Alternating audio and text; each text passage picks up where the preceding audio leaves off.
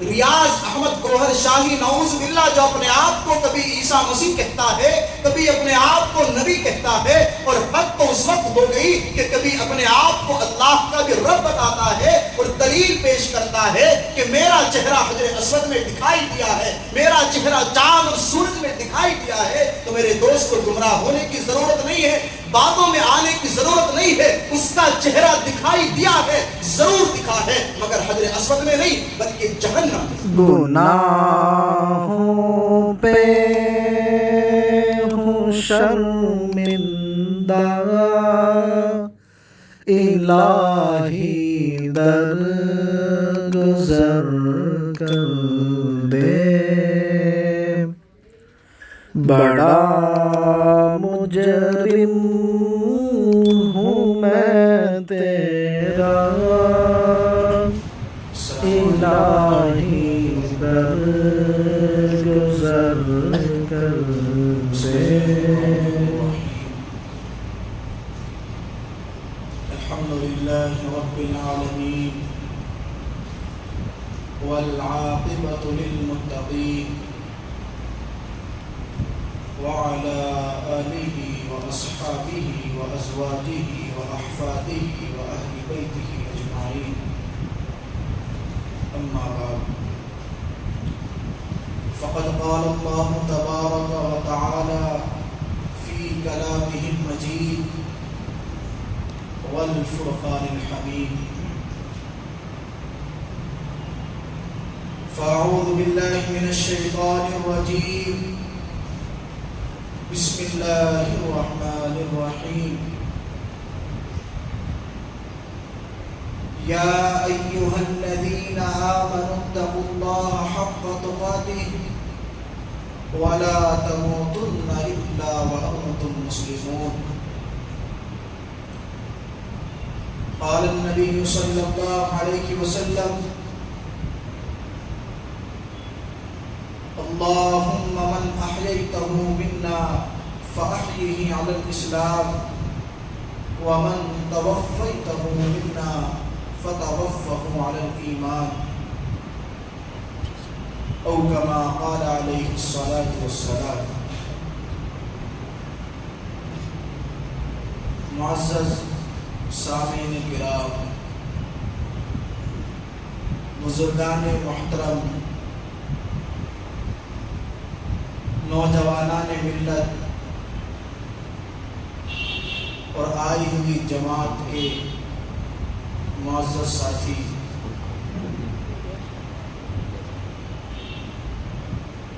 آپ حضرات کے سامنے میں نے چوتھے پارے کی ایک آیت تلاوت کی ہے، اور اس تلاوت اس آیت کے اندر اللہ رب العزت نے پوری زندگی کا مقصد بیان کر دیا۔ اسی آیت کی روشنی میں انشاءاللہ تمام باتیں کی جائیں گی، اور اسی کا اس وقت تقاضا بھی ہے۔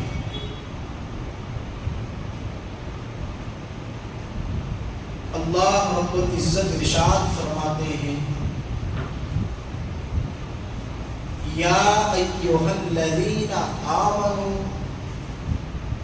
اے ایمان والو، اتقوا اللہ حق تقاتہ، کہ اللہ سے ڈرو جیسا کہ اس سے ڈرنے کا حق ہے۔ ایسا نہیں کہ صرف زبان سے کہہ دیا کہ ہم اللہ سے ڈرتے ہیں اور گناہوں پر گناہ کیے جا رہے ہیں، اسے ڈرنا تھوڑی کہتے ہیں، اور نہ ہی اللہ سے ڈرنے کا حق ہے۔ اس طریقے سے ڈرا جائے جس کا حکم اللہ نے دیا ہے، تو اللہ نے کہا ہے کہ جیسا مجھ سے ڈرنے کا حق ہے اس طریقے سے ڈرا جائے۔ وَلَا تَمُوتُنَّ إِلَّا وَأَنْتُمْ مُسْلِمُونَ، اور تمہیں موت نہ آئے مگر اس حال میں کہ تم مسلمان ہو۔ یعنی آسان سے لفظوں میں اس کا ترجمہ یوں کر لیا جائے، اور تمہیں مسلمان ہونے ہی کے حالت میں موت آئے۔ اس آیت کی تفسیر میں مفسرین کرام لکھتے ہیں کہ جب اللہ نے مسلمان پیدا کر دیا، اللہ نے اسلامی گھرانے میں پیدا کیا، مسلمان بنا دیا، مسلمان بن کر زندگی گزاری، تو اب مرنا بھی مسلمان ہونے ہی کے حالت میں ہے۔ مسلمان ہو کر کے مرنا بھی ضروری ہے۔ بالمقابل ان لوگوں کی کہ جو پیدائشی اعتبار سے مسلمان نہیں ہیں، ان کو سامنے رکھا جائے تو ہمیں اللہ کا بے حد شکر ادا کرنا چاہیے کہ ہمیں بغیر کچھ کیے فری میں اسلام اور مسلمان ہونے کا ٹائٹل مل گیا۔ اب ہمیں اس کی قدر کرنے کی ضرورت ہے۔ اللہ نے جب ہم پر یہ احسان کر دیا کہ ہمیں مسلمان بنا کر پیدا کیا، تو اب اس کی قدردانی یہ ہے کہ ہمیں مسلمان ہو کر مرنے کی ضرورت ہے۔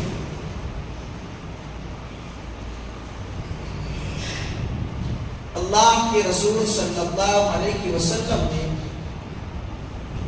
یہ آیت تو آپ نے قرآن کریم کی سن لی کہ اللہ رب العزت کا کیا فرمان ہے۔ اب آگے نبی کریم صلی اللہ علیہ وسلم کا وہ فرمان اور وہ دعا بھی سن لیجیے جو آپ ہمیں سکھا کر گئے۔ اللہ کے رسول صلی اللہ علیہ وسلم نے جب ہم نماز جنازہ پڑھتے ہیں بالغ مرد یا عورت کی، تو ایک دعا ہے جس کو ہم پڑھتے ہیں، جس دعا کے اندر ایک ٹکڑا جملہ اور سینٹینس یہ ہے، اللہم من احییتہ منا فاحیہ علی الاسلام، فاحیہ علی الاسلام، اے اللہ تو نے مجھے مسلمان بنا کر زندہ رکھا، مجھے اسلام کی حالت پر زندہ رکھا۔ ومن توفیتہ منا فتوفہ علی الایمان، اور اس جملے اس ٹکڑے کے اندر اللہ کے رسول صلی اللہ علیہ وسلم دعا کر رہے ہیں کہ مجھے وفات بھی ایمان کی حالت میں، میری وفات اس حالت میں ہو کہ میرے دل میں ایمان ہو، میرے پاس مومن ہونے کا ٹائٹل ہو، لوگ مجھے مومن اور مسلمان سمجھتے ہوں، اس حالت میں میرا انتقال ہو۔ جب بھی ہم نماز جنازہ پڑھتے ہیں کسی بڑے شخص کی، تو ہم اس دعا کو پڑھتے ہیں جو اللہ کے رسول صلی اللہ علیہ وسلم سکھا کر گئے۔ تو ایک تو یہ آیت اللہ رب العزت فرما رہے ہیں کہ تمہیں موت اس حال میں آئے کہ تم مسلمان ہو، وَلَا تَمُوتُنَّ إِلَّا وَأَنْتُمْ مُسْلِمُونَ۔ دوسری طرف اللہ کے رسول صلی اللہ علیہ وسلم ارشاد فرما رہے ہیں کہ اللہ سے یہ دعا کرو کہ مجھے موت جو آئے، میری جو وفات ہو وہ ایمان پر۔ اور سوال یہ ہے کہ جب آدمی مسلمان پیدا ہوگا، مسلمان بن کر زندگی گزارے گا، تو ظاہر سی بات ہے کہ وہ مسلمان ہو کر کے مرے گا بھی۔ پھر یہ آیت اور یہ دعا، اس کو بیان کرنے کا مقصد کیا ہے؟ یہ کہنے کی ضرورت کیا ہے کہ آپ کو مسلمان ہو کر مرنے کی ضرورت ہے، تمہیں ایمان پر وفات پانے کی ضرورت ہے۔ کیا مسلمان پیدا ہو کر بھی، یہ مسلمان بن کر زندگی گزار کر بھی، یہ ایمان کی حالت میں اس دنیا میں اپنا وقت گزارنے کے بعد بھی کوئی ایمان سے بغیر دنیا سے جا سکتا ہے؟ کیا مسلمان ہو کر بھی مرنے سے پہلے پہلے کسی مسلمان سے ایمان چھین لیا جا سکتا ہے؟ اس سے ایمان کی دولت کو لے لیا جا سکتا ہے؟ ایک آدمی جو مسلمان پیدا ہوا، مسلمان بن کر زندگی گزاری، تو سوال یہ ہے کہ جب وہ مسلمان بن کر زندگی گزار رہا ہے تو کیا اب بھی اس کے سامنے یہ خطرہ ہے کہ وہ اس دنیا سے کافر ہو کر جا سکتا ہے؟ اس کا جواب ہے جی ہاں۔ ایک آدمی، ایک بچہ جو مسلمان پیدا ہوا، مسلمان بن کر زندگی گزاری، تو ضروری نہیں کہ وہ مسلمان ہو کر مرے، ضروری نہیں ہے۔ ایک شخص کا نام بھی اسلامی ہے، کام بھی اسلامی ہے، لیکن اس کے باوجود گارنٹی نہیں ہے کہ وہ اس دنیا سے مومن ہو کر چلا جائے۔ ہر وقت، ہر دن، ہر لمحے اس کے ایمان پر خطرہ بنا رہتا ہے۔ ان خطرات کے بارے میں اللہ رب العزت کو پہلے سے معلوم ہے، کیونکہ آپ تو علام الغیوب ہیں۔ اللہ کے رسول صلی اللہ علیہ وسلم کو بھی باقاعدہ ان فتنوں کے بارے میں بتایا گیا ہے کہ ہر وقت ایمان جانے کا خطرہ بنا رہے گا۔ ایسے حالات ہر دور میں آئے، تو اس لیے مسلمان ہو کر زندگی گزارتے ہوئے ہمیں اپنے ایمان سے بے فکر نہیں ہونا چاہیے۔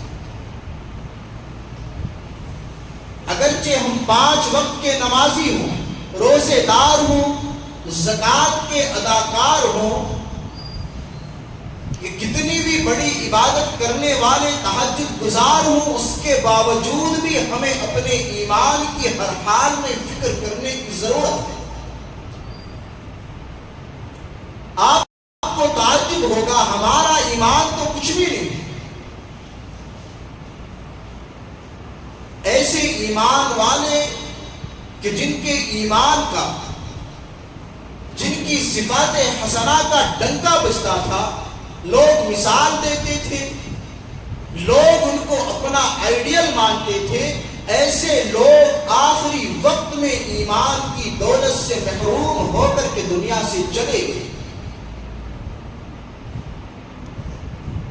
آپ معلوم کریے کہ علماء کرام سے اس طرح کے واقعات وہ آپ کو بتائیں گے۔ پوری زندگی گزار دی اللہ اللہ کرنے میں، اور جب آخری سانس آئی، دنیا سے جانے کے وقت آیا، تو کفر پر خاتمہ۔ اس لیے اگر کوئی آدمی نماز پڑھ کر کے یہ سوچتا ہے کہ میں تو محفوظ ہوں، میرا ایمان محفوظ ہے، اپنے ایمان سے بے فکر ہے، تو یہ اس کی لاپرواہی ہے اور غلط فہمی۔ اس لیے ہم کس حالت میں بھی ہوں، ہمیں ہر حال میں اپنے ایمان کی حفاظت کرنا ضروری ہے۔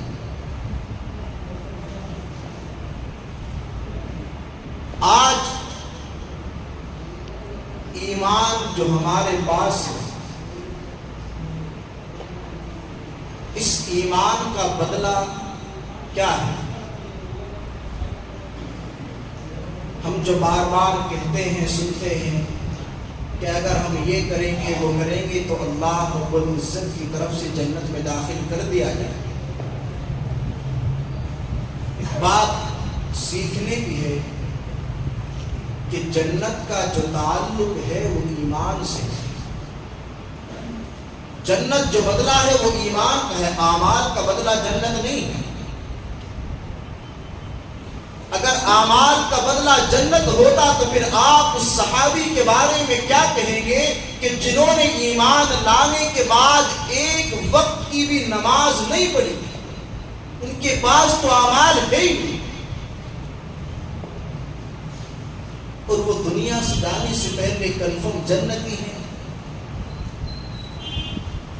تو معلوم ہوا کہ جنت جو ہے یہ اعمال کا بدلہ نہیں ہے، ایمان کا بدلہ ہے۔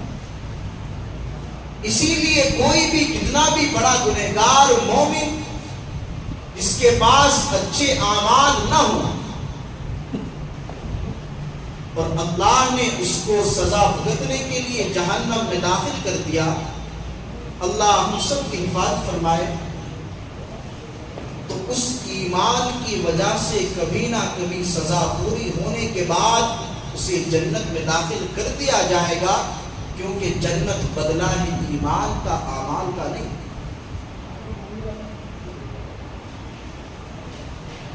اور اگر ہمارے پاس ایمان ہی نہ ہو تو پھر اعمال بے شمار کر لیے جائیں، آدمی دنیا کے اندر بے شمار اچھے کام کرتا رہے اور سوچے کہ مجھے جنت مل جائے گی، اور اس کے ایمان میں کھوٹ ہے، اس کے عقائد میں خرابی ہے، ایمان صحیح سلامت نہیں ہے، ٹوٹا پھوٹا ایمان لے کر گھوم رہا ہے اور سوچتا ہے کہ میں جنت میں چلا جاؤں گا، ایسا نہیں۔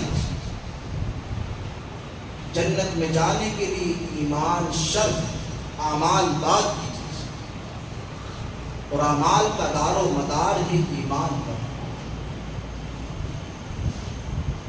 بغیر اعمال کے ایمان تو ہو سکتا ہے، لیکن ایمان کے بغیر اعمال معتبر نہیں ہے۔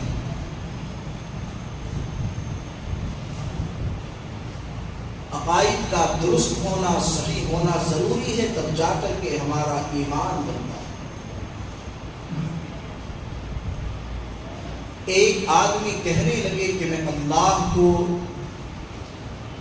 غفور بھی مانتا ہوں، اللہ کو رحیم بھی مانتا ہوں، اللہ کو رحمان بھی مانتا ہوں، اللہ کی ذات رزق دینے والی ہے، اللہ ہی کی ذات موت دینے والی اور پیدا کرنے والی ہے، اللہ ہی کی ذات بارش برساتی ہے، اللہ ہی کی ذات نفع اور نقصان کی مالک ہے، اللہ ہی کی ذات اس کائنات کے نظام کو چلانے والی ہے،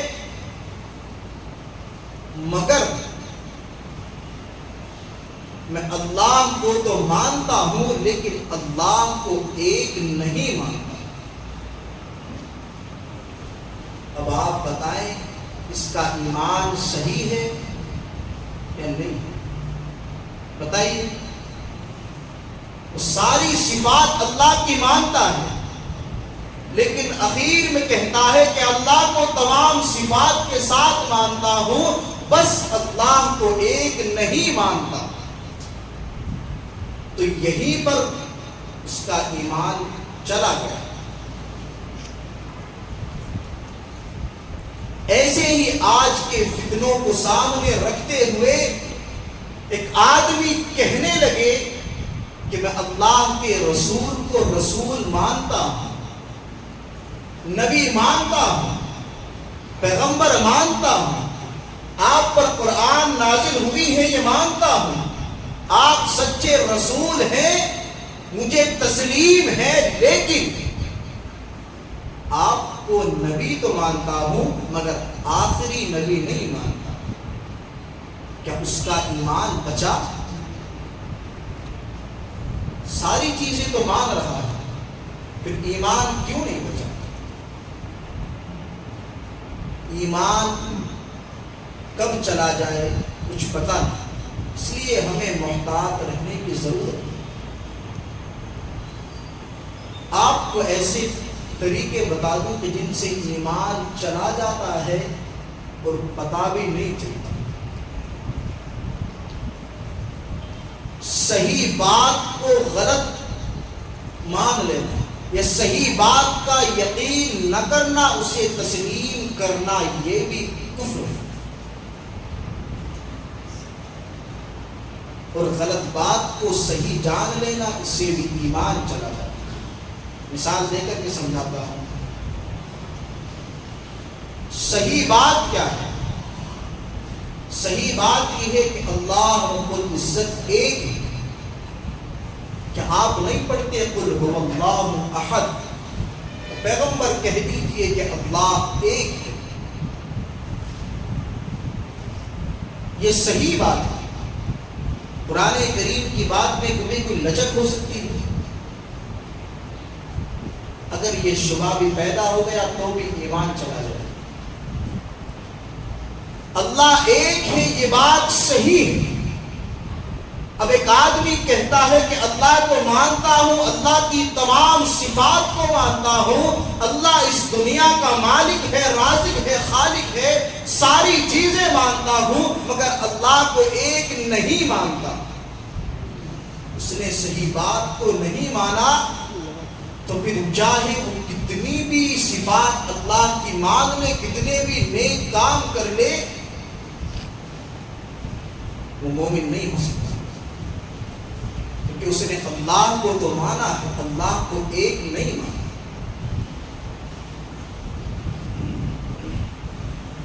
کوئی آدمی کہنے لگے رسول کو مانتا ہوں، ساری چیزوں کو مانتا ہوں، لیکن آخری نبی نہیں مانتا. کتنی بھی رسول کی تابع داری اور پیروی کر لے لیکن مومن نہیں ہو سکتا. یہ تو ہے کہ صحیح بات کو نہ ماننا، اس سے ایمان چلا جاتا ہے. اب ایک دوسری چیز ہے کہ غلط بات کو صحیح مان لینا، اس سے بھی ایمان چلا جاتا ہے. دونوں چیزیں الگ الگ ہیں. صحیح بات کو نہ ماننا، اس سے بھی ایمان گیا، اور غلط بات کو صحیح مان لینا، اس سے بھی ایمان چلا گیا. مثال کے طور سے کسی نے دعویٰ کیا کہ میں نبی ہوں.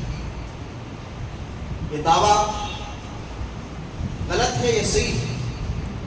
بتائیے. غلط ہے. اب کسی نے اس دعوے کو مان لیا، اس پر یقین کر لیا، تو اس کا ایمان بچا. اس نے ایک غلط بات پر یقین کر لیا، اس وجہ سے اس کا ایمان چلا گیا. صحیح بات کو نہ مان کر کے غلط بات پر یقین کر کے ایسے بھی لوگ ہیں کہ بے فکر ہو کر مست گھوم رہے ہیں اور سوچ رہے ہیں کہ ہم تو مسلمان ہیں. واللہ وہ امت کا کینسر تو ہو سکتے ہیں مگر مومن نہیں ہو سکتے.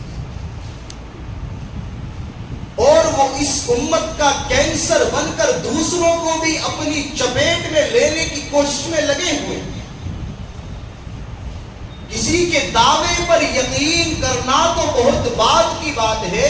حضرت امام ابو حنیفہ رحمہ اللہ نے یہ فتویٰ دیا ہے کہ اگر کسی نے نبوت کا دعویٰ کیا اور کوئی آدمی کہتا ہے کہ اگر تو نبوت کا دعویٰ کرتا ہے تو ثبوت دکھا، کوئی دلیل پیش کر، یہ دلیل مانگنے والے کا ایمان بھی چلا جائے.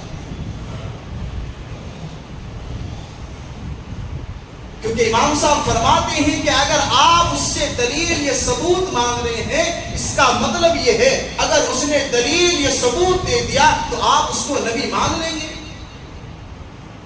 اس لیے ایسے شخص سے نبوت کی دلیل ثبوت مانگنا بھی ایمان کو ختم کرنے والا ہے.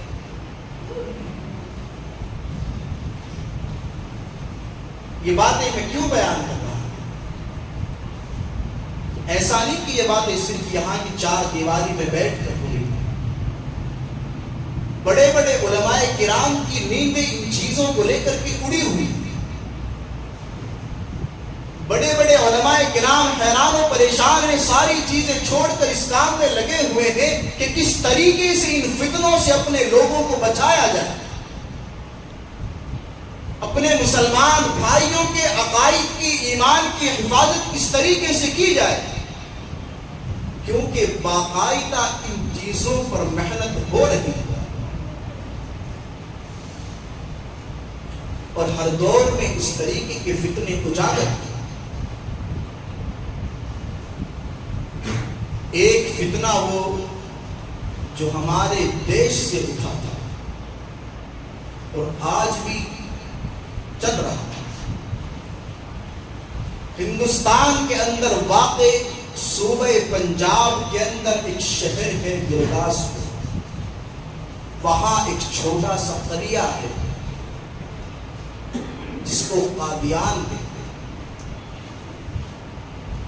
وہاں ایک ملعون پیدا ہوا جس نے انگریزوں کی دلالی کھا کر کے جو مسلمان اور علماء کرام ہندوستان کو آزاد کرانے کی پلاننگ کر رہے تھے، ان کی ہمت کو پست کرنے کے لیے اور ان کی توجہ کو ہٹانے کے لیے اس نے رشوت دے کر اس کو کھڑا کیا اور نبوت کا دعویٰ کرا.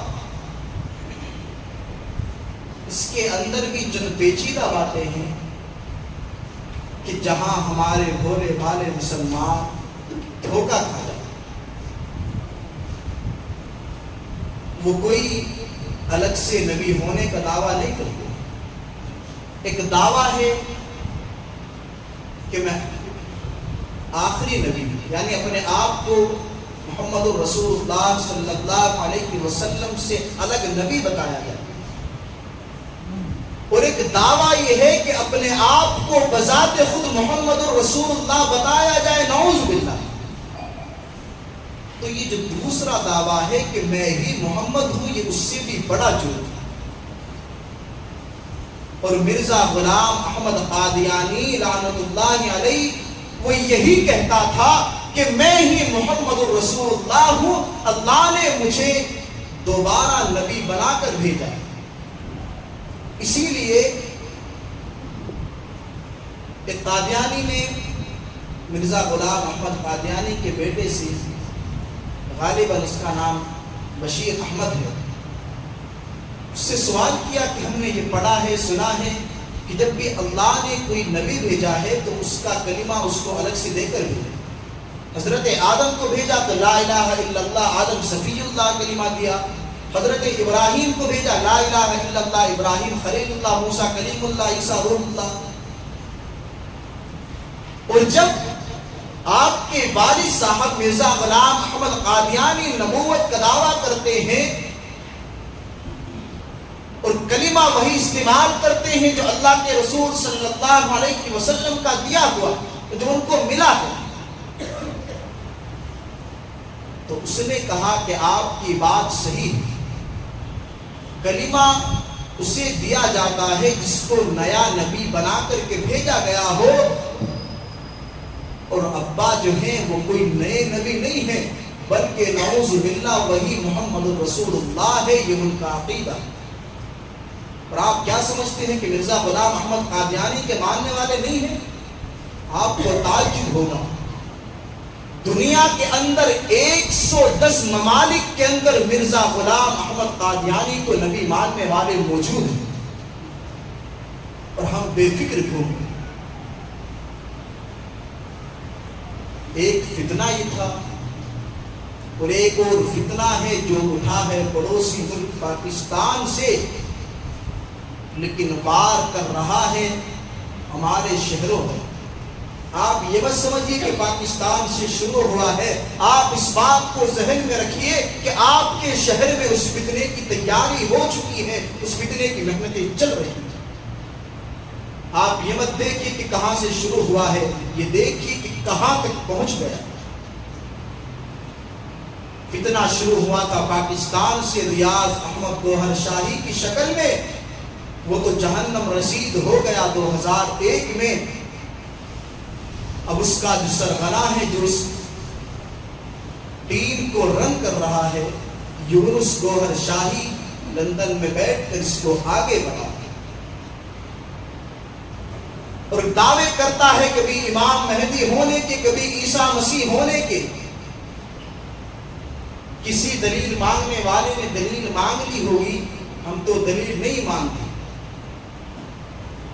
ہماری شریعت نے ہمیں یہ سکھایا ہے کہ جو اس طریقے کا دعویٰ کرے اس سے دلیل مانگنا کفر ہے. جو بھی اس چیز کا دعویٰ کرے اس کو اس کا جو سر ہے وہ تن سے جدا کر دینا چاہیے. یہ ہر ایک مسلمان کی ذمہ داری ہے. دلیل اور ثبوت کے چکر میں پڑنے والا خود اپنے ایمان کا چیک اپ کرے. کسی نے دلیل مانگی تو کہا کہ چاند میں ان کا چہرہ دکھائی دے گا. یہاں تک کہ ان کا چہرہ ریاض احمد گوہر شاہی نعوذ باللہ جو اپنے آپ کو کبھی عیسیٰ مسیح کہتا ہے، کبھی اپنے آپ کو نبی کہتا ہے، اور حد تو اس وقت ہو گئی کہ کبھی اپنے آپ کو اللہ کا بھی رب بتاتا ہے اور دلیل پیش کرتا ہے کہ میرا چہرہ حجر اسود میں دکھائی دیا ہے، میرا چہرہ چاند اور سورج میں دکھائی دیا ہے۔ تو میرے دوست کو گمراہ ہونے کی ضرورت نہیں ہے، باتوں میں آنے کی ضرورت نہیں ہے، اس کا چہرہ دکھائی دیا ہے، ضرور دکھا ہے، مگر حجر اسود میں نہیں بلکہ جہنم میں۔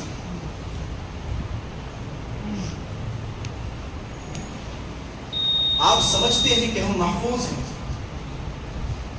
آپ کے شہر میں، تمکور میں، بنگلور میں، کرناٹک میں، ہندوستان میں یہ تیاریاں چل رہی ہیں، اور ہمارے بھولے بھالے مسلمان اس کی زد میں آ رہے ہیں۔ اگر ہم نے آج اس کی فکر نہ کی، ایک اور بات بتا دوں کہ ہمیں پرسنلی اپنے ایمان کو تو بچانے کی ضرورت ہی ہے، لیکن اپنے ساتھ ساتھ جتنے لوگ یہاں بیٹھے ہیں، اس دنیا میں جتنے بھی ایمان والے ہیں، ان سب کے ایمان کو بچانے کی ذمہ داری بھی میری ہے۔ یہ سوچ ہر ایک شخص کو رکھنی چاہیے۔ اس لیے آج کی اس پرفتن دور سے ہمیں اپنے آپ کو بچانے کی ضرورت ہے۔ اگر آج اس کو سیریس نہ لیا، کل جب حوض کوثر پہ اللہ کے رسول صلی اللہ علیہ وسلم کے پاس جائیں گے اور اللہ کے رسول صلی اللہ علیہ وسلم جام کوثر پلا رہے ہوں گے، تو کہیں ایسا نہ ہو کہ اپنا ہاتھ واپس کیجیے۔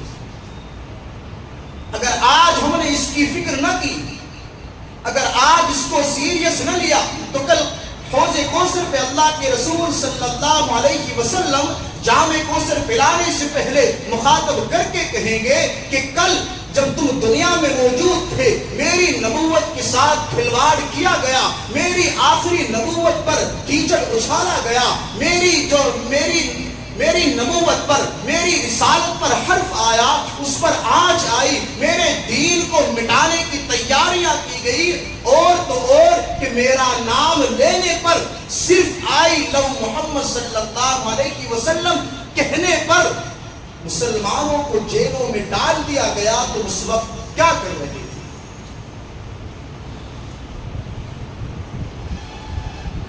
آپ کو لگتا ہے کہ جامع کوثر دیا جائے گا؟ جہنم سے بات، جہنم سے جان بچ جائے تو غنیمت ہے، جامع کوثر تو بہت دور کی بات ہے۔